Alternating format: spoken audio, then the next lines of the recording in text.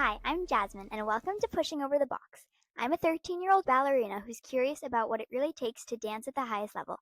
Here, I ask inspiring dancers about their routines, their mindsets, and how they break boundaries. Let's go!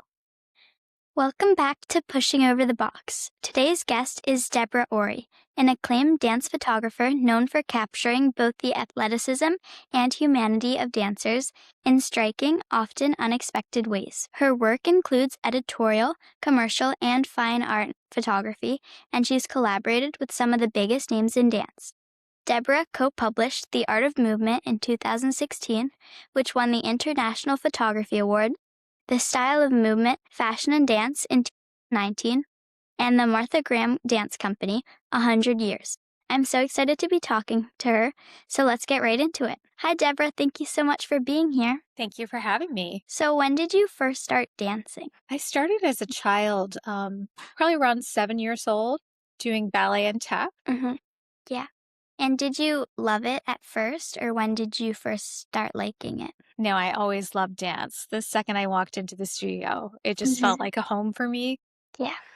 Love the music and being able to move freely and working with a group of people. Dancing together was so much fun. And what did your early training journey look like? So, unlike you, I was in a small town in Michigan, and so I didn't have the opportunity to dance at a really serious ballet school. But, I did have there were a few students that really loved dance. And so we did train pretty seriously. It wasn't quite the same as you would with a professional ballet academy, but we did as much as we could and we rehearsed all the time. After school, every day, I would go and dance for a few hours. And when did you first discover photography?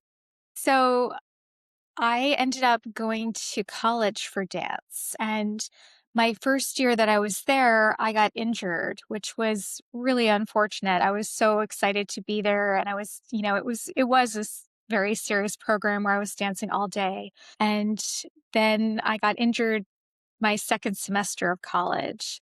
And it was really disappointing to me. I felt, just devastated to have that happen at that point. And at that point, everyone had already registered for classes and I didn't know what I was going to do. So my father had just gotten a camera and I saw it and I thought, it'd be great to take a photography class. And I went to the photo class and they already were filled, but I talked to the teacher and I told her my story and she decided to let me in. And so because of your background in dance, did you always know that you wanted to photograph mostly dancers, or did you ever experiment with other kinds of photography? Well, what happened was the dance department wanted me to come and watch every rehearsal that I couldn't be a part of. So I brought my camera to the classes and watched, and I ended up taking pictures of all the rehearsals. And then the next thing I knew, everyone was asking me to photograph their rehearsals and their performances. So it happened pretty naturally, Yeah. just because that was my world I was living in and I was photographing it.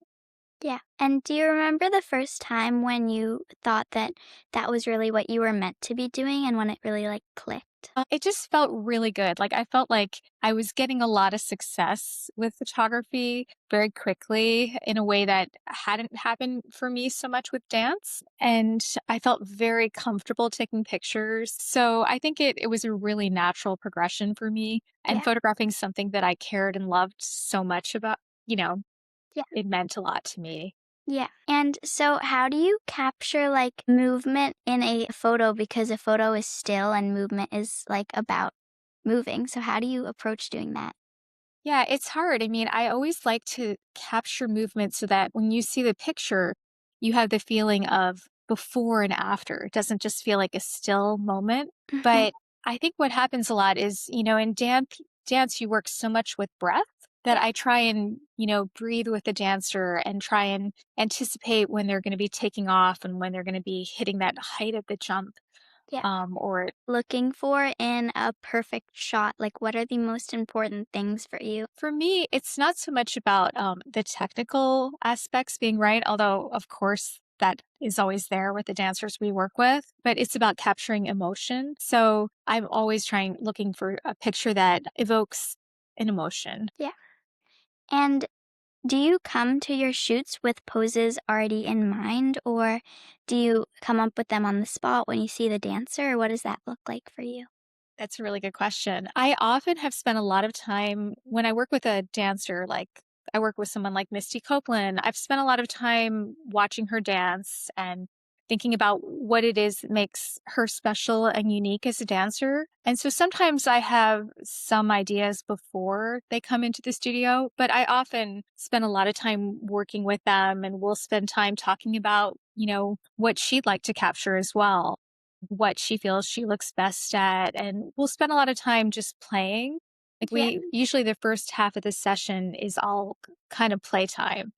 And we like to experiment. So there's no pressure that anything come out of it. And I like to, give them a safe space where they know that if they do something and it doesn't look good, that no one's going to see this photo. yeah, So we'll just kind of play around and then we'll stop and we'll look at the photos and we'll be like, "Oh, that looks really good, but maybe we need to change the arm on it or yeah. maybe it would look better on the other side." So we'll Mhm, work that particular pose for a bit. mhm. And can you explain a little bit about what NYC Dance Project is? Yes. I was working on my own for a very long time, and then I met my husband, and he was a fashion photographer. So we started working together and we started photographing dancers. My daughter was going to the JKO school at the time. Actually, I had two daughters going to the JKO school, and I was constantly around dance. And for her birthday, when she turned 12, we decorated her room with a ballet theme, and we wanted to photograph some of the dancers that she loved and admired. She had done Nutcracker with ABT, and she loved Danielle Simpkin. So we called him and he said, "I'd be happy to come do a photo shoot with you." And he was one of our first dancers. And then he asked us at the end of the session, he said, "Who else would you like to photograph?" And I had a list. And so before I knew it, Isabella Boylston was at our house and James Whiteside. And we had a great group of people coming by. Mhm. And we ended up interviewing them as well because I feel like it was really important to hear from them also. And that was just how it started, and it sort of fell naturally into a book. Yeah.